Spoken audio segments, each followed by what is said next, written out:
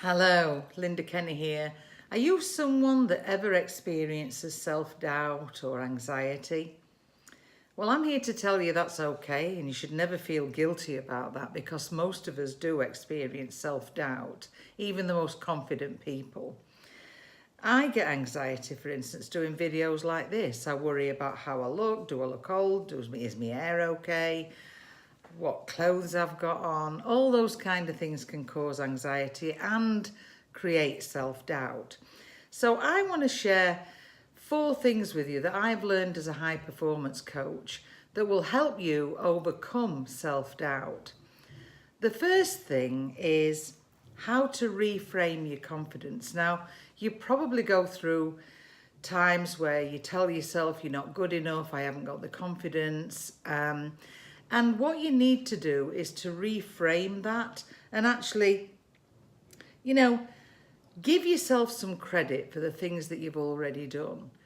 Instead of dwelling on what you can't do, then dwell on the things that you have done well and give yourself some credit. Celebrate your wins. Only the most super egotistical maniacs think that they've got no self-doubt. They really aren't what I would call normal.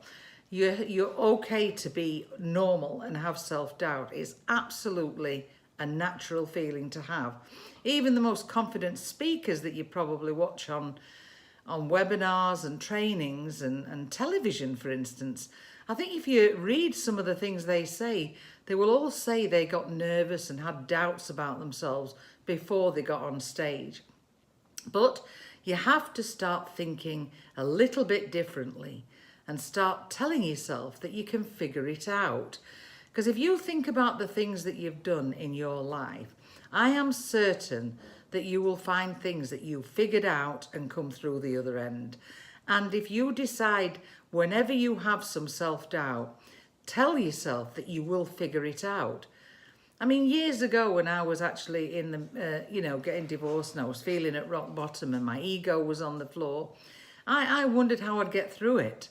But, looking back, I did get through it. I did figure it out. And I'm certain there are things in your life that you figured out. The second thing is to live each day with intention. Instead of bumbling along and getting carried along with the flow and being reactive to everybody else around you, set your intentions each day on what you're going to do. And while you can do that is you can pick 3 words that you're going to live. For instance, you might think that today I'm going to be fun, I'm going to be playful, and I'm going to be kind. And you set an intention to live those words. You might want to be patient, thoughtful, appreciative. Another 3 words that you can live by that day. You can choose 3 words a day, or you can choose the same words every day. The idea behind it is to be intentional. You intend to do this today, and this is how you're going to be. So that's the second thing. The third thing is, are you really clear about what you want to do and how you're going to get there? Having clarity is so important, and if you don't know what you want to do or where you want to go or how you want to be or how you're going to get there, then self-doubt will start creeping in. So the key is to have full clarity of what you really, really want. Have a plan and have momentum on how you're going to get there. Take the steps, plan the steps, and that's how you will get over feeling some self-doubt about where you're going and how you get there. The fourth and final thing is to learn, learn rather than judge yourself. And by that, I mean, for instance, on a Sunday, you could review your week and you could look at what have I done well this week? What did I learn? Where were the high points for me? Where were the low points for me? And do some self-evaluation of how you've been that week. How did you show up?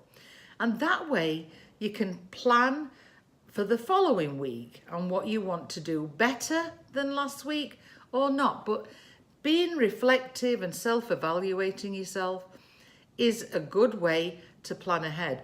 But it's also a good way to reflect on all the good things you've done And don't dwell on everything that you didn't do. What did you learn from it? Don't judge yourself. What did you learn from that thing that you did wrong or that you didn't do well? And that's the way forward. Now, as a high performance coach, I go through all of these things with my clients. And if you would like to know more or more help in this kind of area, I offer a complimentary 20-minute phone call where we can jump on and I can find the best way to help you. If you'd like to take advantage of that, feel free to message me on Facebook or go straight to my calendar at callwithlynda.com and book an appointment and we'll jump on that call together.